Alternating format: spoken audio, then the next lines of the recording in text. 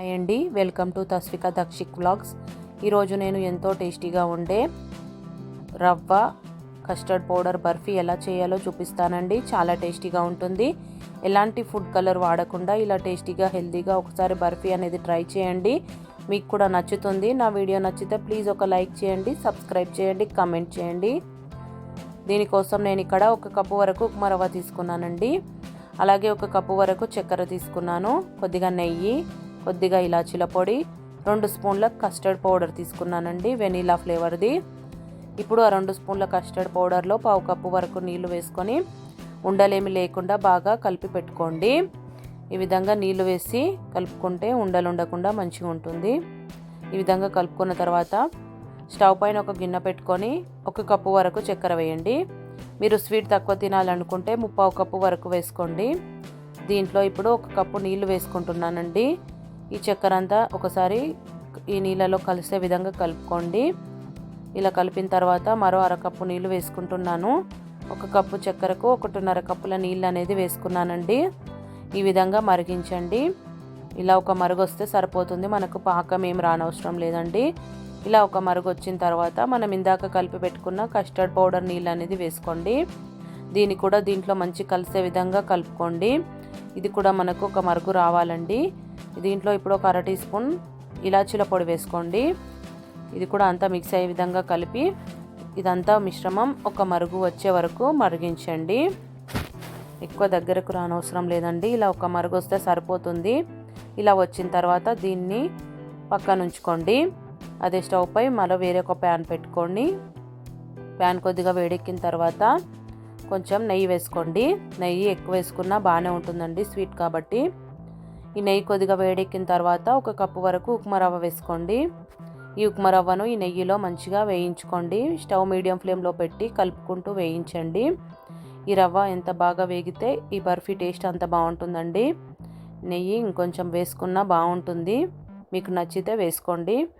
ఇలా ఈ రవ్వ వేగిన తర్వాత దీంట్లో మనం ఇందాక చేసి పెట్టుకున్న ఈ కస్టర్డ్ పౌడర్ నీళ్ళు అనేది వేసేసుకోండి.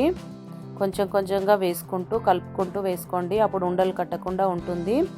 స్టవ్ని పూర్తిగా లో ఫ్లేమ్లో పెట్టుకొని నీళ్ళు అనేది వేసుకోండి. ఇదంతా బాగా కలిసే విధంగా మంచిగా కలుపుకుంటూ స్టవ్ని మీడియం ఫ్లేమ్లో ఉంచుకొని బాగా ఉడికించుకోండి. మధ్య మధ్యలో కొద్దిగా నెయ్యి వేసుకోండి, అప్పుడు బర్ఫీ టేస్ట్ చాలా బాగుంటుంది.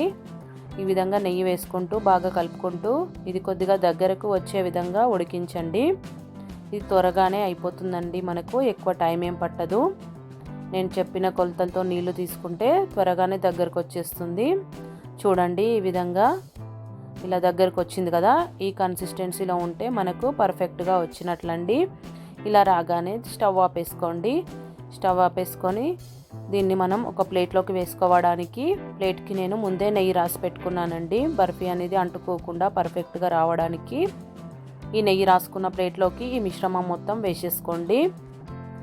ఇలా వేసేసుకున్న తర్వాత మంచిగా అంతా ఒకే విధంగా ఇలా స్ప్రెడ్ చేసుకోండి. ఇలా దీనిపైన గార్నిషింగ్ కోసం నేను కొద్దిగా డ్రై ఫ్రూట్స్ వేసుకుంటున్నాను. మీకు నచ్చితే వేసుకోండి, వేసుకోకపోయినా పర్వాలేదు. ఇలా ఈ డ్రై ఫ్రూట్స్ వేసిన తర్వాత మరొకసారి వాటిని ఇలా ప్రెస్ చేస్తున్నట్లు అంటే ఆ బర్ఫీలోకి ఇవి మంచిగా కలుస్తాయండి. తర్వాత దీన్ని మీకు నచ్చిన షేప్లో పీసెస్ లాగా కట్ చేసుకోండి. స్క్వేర్ షేప్ అయినా డైమండ్ షేప్ అయినా మీకు నచ్చినట్లు ఎలాగైనా కట్ చేసుకోండి. ఇవి పూర్తిగా చల్లారిన తర్వాత మంచిగా పీసెస్ లాగా పర్ఫెక్ట్గా వస్తాయండి. వేడిగా ఉన్నప్పటికంటే పూర్తిగా చల్లారిన తర్వాతనే మనం పీసెస్ లాగా తీసుకోవాలి వీటిని. ఇప్పుడు నేను ఒక 10 నిమిషాలు పక్కన ఉంచుకుంటున్నాను. 10 నిమిషాల తర్వాత ఇది కొద్దిగా చల్లారిందండి. చల్లారిన తర్వాత ఒక ప్లేట్ తీసుకొని ఇలా నేను రివర్స్లోకి చేస్తున్నానండి.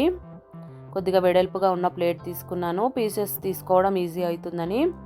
దీన్ని మరొక ప్లేట్ పెట్టుకొని ఇలా అంటున్నానండి, మనం గార్నిషింగ్ చేసింది పైకి రావడానికి. ఈ విధంగా చేసిన తర్వాత ఒక్కొక్క పీస్ని మీరు సపరేట్ చేసేసుకోవాలి. అదే గిన్నెలో ఉంటే పీసెస్ తీసుకోవడం పర్ఫెక్ట్గా రాదు కాబట్టి నేను ఇలా పెద్ద ప్లేట్లోకి వేసుకున్నాను.